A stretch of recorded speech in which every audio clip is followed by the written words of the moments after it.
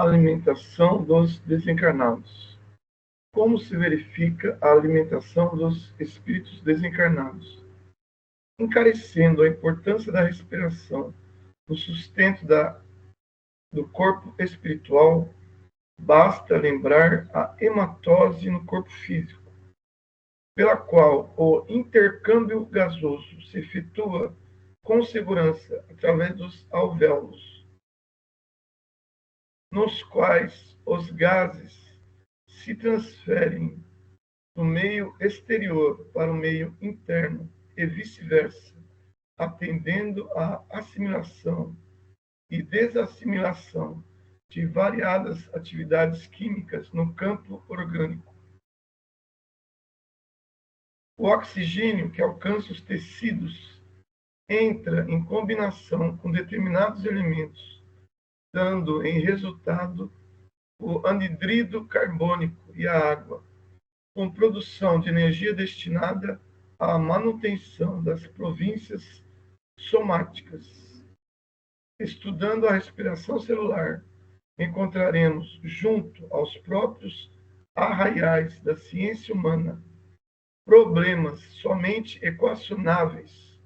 com a ingerência automática do corpo espiritual nas funções do veículo físico, porque os fenômenos que lhes são consequentes se graduam em tantas fases diversas que a fisiologista,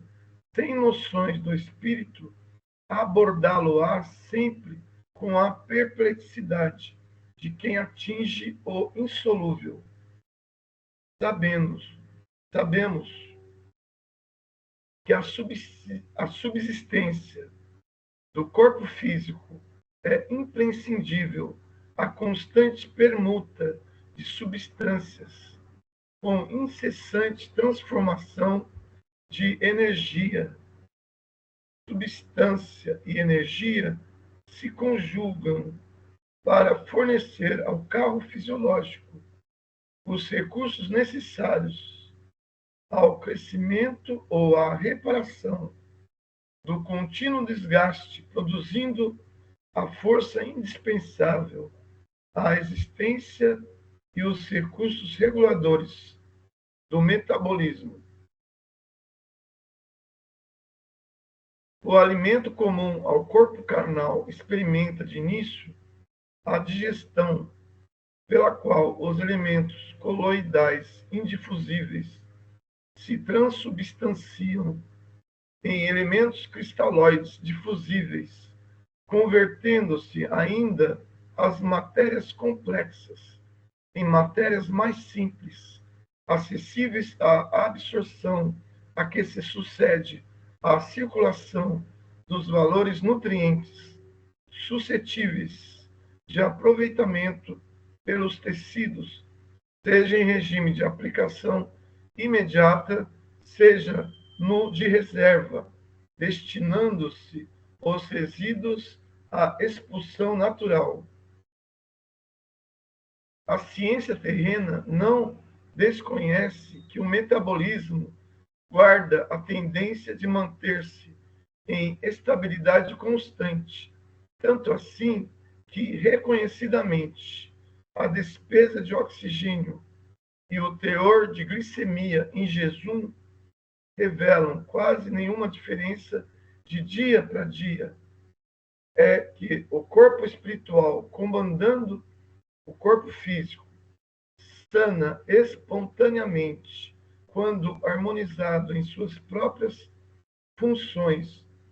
Todos os desequilíbrios acidentais nos processos metabólicos, presidindo as reações do campo nutritivo comum. Não ignoramos, desse modo, que desde a experiência carnal o homem se alimenta muito mais pela respiração, colhendo o alimento de volume simplesmente como recurso complementar de fornecimento plástico e energético para o setor das calorias necessárias, a massa corpórea e a distribuição dos potenciais de força nos variados departamentos orgânicos. Abandonado o envoltório físico na desencarnação, se o psicossoma está profundamente arraigado às sensações terrestres, sobrevém ao espírito a necessidade inquietante de prosseguir atrelado ao mundo biológico que lhe é familiar e, quando não a supera ao preço do próprio esforço, no auto-reajustamento, provoca os fenômenos da simbiose psíquica que o levam a conviver temporariamente no halo vital daqueles encarnados com os quais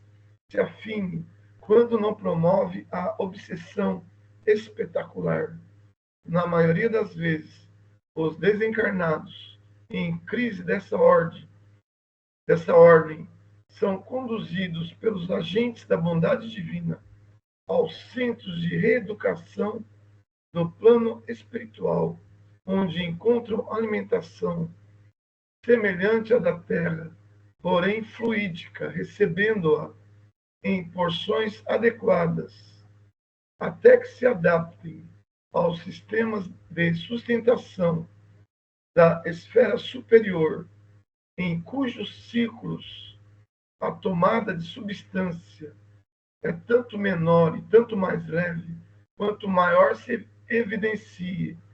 o enobrecimento da alma, porquanto, pela difusão cutânea, o corpo espiritual, através de sua extrema porosidade, nutre-se de produtos sutilizados ou sínteses quimio-eletromagnéticas, hauridas no reservatório da natureza e no intercâmbio de raios vitalizantes e reconstituintes do amor com que os seres se sustentam entre si. Essa alimentação psíquica, por intermédio das projeções magnéticas trocadas entre aqueles que se amam, é muito mais importante que o nutricionista do mundo possa imaginar, de vez que por ela se origina